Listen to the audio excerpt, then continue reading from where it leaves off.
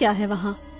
कुछ नहीं, बस बरसों से खाली पड़ा है और अधिकतर हिस्सा टूटा फूटा है। कोई दुर्घटना ना हो जाए इसीलिए एहतियातन कह दिया बस।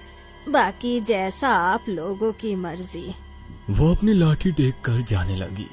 आप इस बंगले में नहीं रहती हैं? माँ ने हैरानी से पूछा। नहीं नहीं, मैं तो पास ही में बनी छोटी सी बस्ती में रहती हूँ। यहाँ से ज्यादा दूर नहीं है। अगर कभी कोई जरूरत हो तो बुला लीजिएगा। हम लोग घूम घूम कर पूरे घर का मुआयना करने लगे। पापा और माँ घर का सामान सही करने में व्यस्त हो गए। इतनी बड़ी हवेली में तकरीबन 20 कमरे थे, जिसमें से लगभग 10 कमरे बंद थे।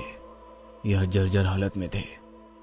बाकी के 10 कमरों में से 4 तो हमने अपने लिए पसंद कर लिए थे।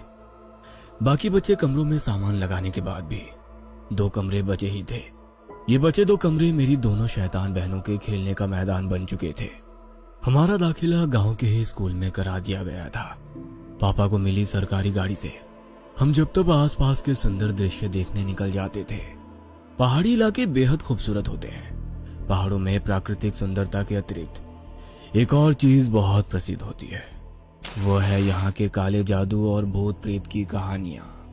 मेरे सहपाठी अक्सर मुझे यहाँ वहाँ के भूतिया किस्से सुनाकर डराते रहते थे। मैं भी घर आकर अपने छोटे भाई बहनों को डराने के उद्देश्य से वो कहानियां और भी मिर्च मसाला लगाकर सुनाता। जब वो तीनों अक्सर डर से रोने लगते तो मुझे अपनी जीत का एहसास होता और मेरे चेहरे पर मुस्कान खिल जाती।